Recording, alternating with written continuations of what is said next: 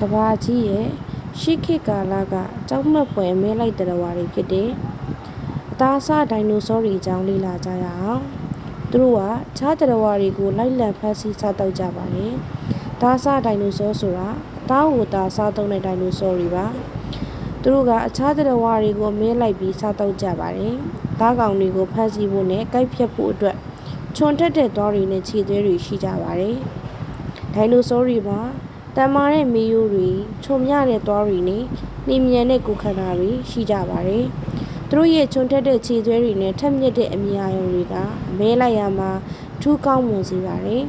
နာမည်ကြီးတဲ့သားစားဒိုင်နိုဆောတွေထဲမှာ Tyrannosaurus တို့ Brachiosaurus တို့နဲ့ Spinosaurus တို့ပါဝင်ပါတယ်သူတို့ဟာတန်မာတဲ့ခန္ဓာကိုယ်နဲ့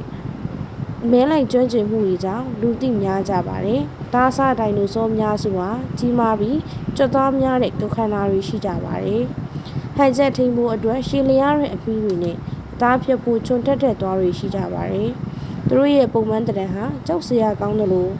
မဲလိုက်ဖို့အတွက်လည်းတင့်တော်အောင်ဖန်တီးထားပါတယ်။သားစားဒိုင်နိုဆောတွေကသူတို့ရဲ့ဂေဟစနစ်မှာထိပ်တန်းအမဲလိုက်တဲ့ဝါတွေဖြစ်အရေးပါတယ်။ခန်းကဏ္ဍကနေပါဝင်ခဲ့ကြပါတယ်။သူတို့ရဲ့ကြောက်ဖြစ်ရုပ်ကျွန်းတွေဟာသိပ္ပံပညာရှင်တွေနဲ့စိတ်ဝင်စားသူတို့ကိုဆက်လက်ပြီးဆွဲဆောင်နေပါပဲ။